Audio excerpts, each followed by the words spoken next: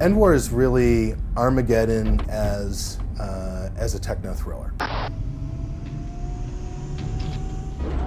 We've really tried to bring the first-person immersion to an RTS. Endwar is the ultimate World War III experience.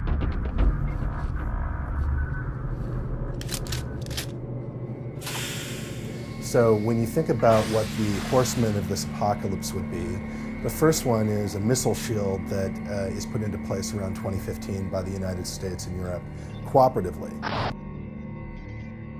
So this takes strategic nuclear war off the table. The irony in this is that that also means that conventional warfare, really massive conventional warfare, becomes possible again. The second horseman of the apocalypse for us is a real oil crisis, a real energy crisis, where reserves have really dried up, and that's been ratcheting up the conflict and rivalry between the superpowers. And then finally, the militarization of space. We have the United States making moves to put an explicitly military space station into orbit, and all of the other superpowers opposing this and protesting this. And all of this kind of comes together in a way that I don't really want to ruin for people, but it sparks off a worldwide conflagration. The three factions for our game are the United States, European Federation, and Russia. In the future of our game, Europe has, because of an energy crisis, has become a genuine superstate, a genuine superpower called the European Federation.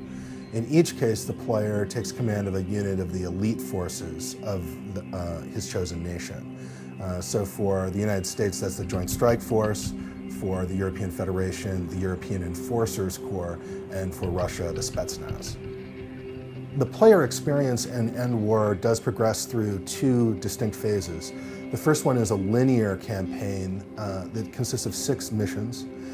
During those missions, we really tell the story of how the Third World War breaks out specifically.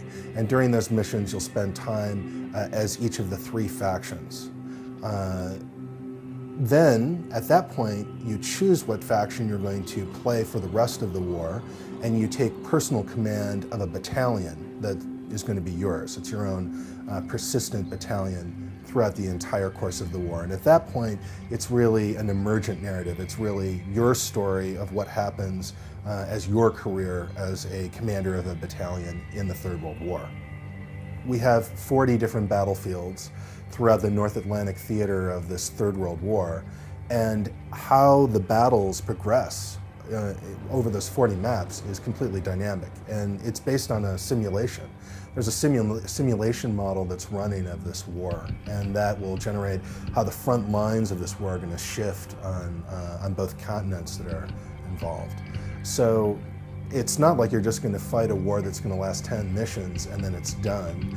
Depending on how you're performing and also depending on how your AI faction is performing, this war could be over in 10 missions, or it could take 20, or it could drag on to 30, but it's going to rage across all 40 of these battlefields.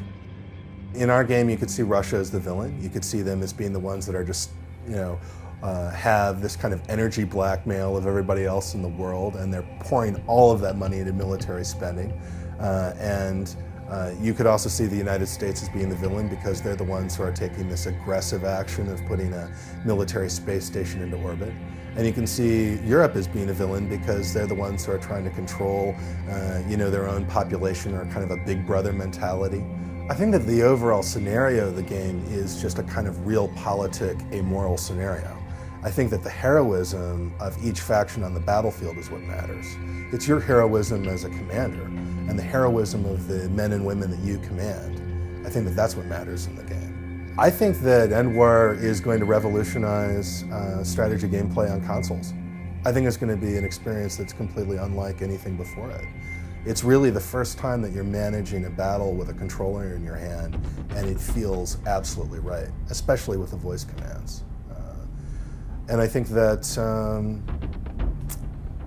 in terms of just what the future of it as a franchise would be, I would just point out that we're looking at the North Atlantic theater of a war. We're looking at a portion of a much larger conflict. So enough said. But I think that there's some room to explore there.